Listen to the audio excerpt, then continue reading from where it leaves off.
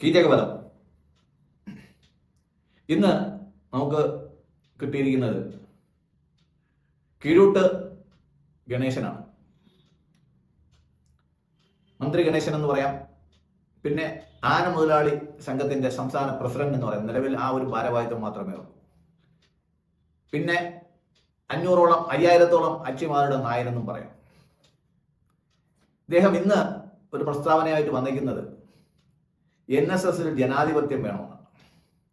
ബാലകൃഷ്ണപിള്ള നമ്മൾ കണ്ടതിൽ വെച്ചിട്ട് ഏറ്റവും വലിയ ജനാധിപത്യ വിശ്വാസിയായിരുന്നു. ജനാധിപത്യ രീതിയിലായിരുന്നു അദ്ദേഹം എല്ലാ ഇലക്ഷനും ജയിച്ചത്. അവസാനം ആയിഷ പോറ്റി എന്ന പെണ്ണിനോട് തോറ്റ് വീട്ടിലിരിക്കേണ്ടി വന്നു. തീർന്നില്ല, കയ്യിലിരിപ്പ് കൊണ്ട് ജയിലിലും കിടക്കേണ്ടി വന്നു. അതും പോട്ടെന്ന് വയ്ക്കാം. ഇത്രയും ചെയ്തിട്ട് ഉണ്ടായ ഒരേ ഒരു ഏക ആൺസന്തതി തന്നെ ജയിലിൽ അടച്ചവന്റെ ചെരുപ്പിന്റെ വാറഴിക്കാൻ നടന്നു എന്നുള്ളതാണ് മറ്റൊരു വിശേഷം. എന്തായാലും അദ്ദേഹം മുക്തി നേടിപ്പോയി. ജീവിതാവസാനം വളരെ കഷ്ടപ്പെട്ടിട്ടാണ് പോയത്.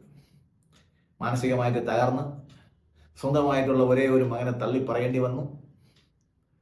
മകൻ സ്വന്തം വിശ്വാസം വിട്ടിട്ട് ഒരു ക്രൈസ്തവ വിശ്വാസത്തിലോട്ട് പോകുന്നതും ഈ തന്തയ്ക്ക് കാണേണ്ടി വന്നു. അങ്ങനെ ഒരച്ഛന് കൊടുക്കാവുന്ന എല്ലാ അവസാന ബഹുമതികളോടും കൂടെയാണ് അദ്ദേഹത്തെ മകൻ യാത്രയാക്കിയത്. എന്നാൽ അതിനുശേഷം മന്ത്രിയായി, സർവോപരി ജഗതല പ്രതാപനായി, ഉമ്മൻചാണ്ടിയെ വഹിച്ച് ആ മന്ത്രിസഭയെ താഴെ ഇറക്കിയതിന് പ്രതിഫലമായിട്ട് പിണറായി കൊടുത്ത ഒരു മന്ത്രിസ്ഥാനം, ഒരു മന്ത്രിസ്ഥാനം എന്ന് പറയാൻ പറ്റില്ല, അരമന്ത്രിസ്ഥാനം കൊണ്ട് ആൾക്ക് നിർവ്വാണമായി. എന്നാൽ സ്വന്തം മതവിശ്വാസം വിട്ടിട്ട് അദ്ദേഹം ഒരു ക്രൈസ്തവ വിശ്വാസി ആയെങ്കിൽ NSSന് വിട്ടൂടെ? ആരും മതം മാറിപ്പോകുന്നതിനോട് ആർക്കും കൂടെ എതിരൊന്നുമില്ല. മനസാന്തരപ്പെടാനാണ് പറഞ്ഞിരിക്കുന്നത്. മനസാന്തരപ്പെട്ടു, പാപങ്ങളൊക്കെ ഏറ്റുപറഞ്ഞു, പാസ്റ്ററുടെ പ്രസംഗങ്ങളൊക്കെ സ്വീകരിച്ചു, അനുഗ്രഹങ്ങളും സ്വീകരിച്ചു, ജീവനുള്ള ദൈവത്തെ തൊട്ടറിഞ്ഞു. എന്നിട്ടും NSSലെ പിടിവിടാത്തത് എന്താ? മോഹൻലാൽ ചോദിച്ചല്ലേ, എന്താ വാര്യരെ ഏതാ നന്നാവാത്ത? നടനായും രാഷ്ട്രീയക്കാരനായും മറ്റു പല മേഖലകളിലും വ്യക്തിത്വം പതിപ്പിച്ചതിന് ശേഷം ജീവിതത്തിന്റെ ലാസ്റ്റ് ലെഗ് എന്ന് പറയാം, അതായത് 60 വയസ്സോളം ആകും. ഈ സമയത്താണ് പുള്ളിക്കാരൻ 5000 അച്ചിമാരുടെ കാര്യവും പറഞ്ഞ് പുറത്തേക്ക് വന്നു. സ്വന്തം ഭാര്യയുടെ ചരിത്രമൊന്നും നമ്മൾ പറയണ്ട.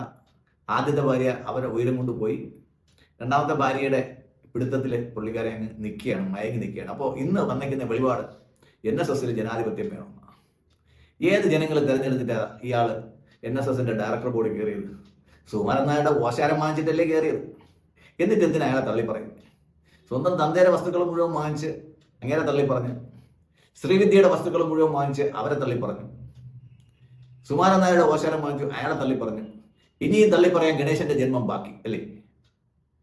എന്തായാലും ഇതൊക്കെ കൊണ്ട് അവസാനിച്ചൂടെ? കീഴൂട്ട് തറവാടം നോക്കി ആ ചാരികസേനയിൽ ഒരു കാരണവരായിട്ട് മര്യാദയ്ക്ക് ഇരിക്കേണ്ട പ്രായമൊക്കെ ആയില്ലേ? ഇനിയും NSSന്റെ വരാന്ത മലീമസപ്പെടുത്തരുതേ ഗണേശൻ സാറേ. നന്ദി, നമസ്കാരം.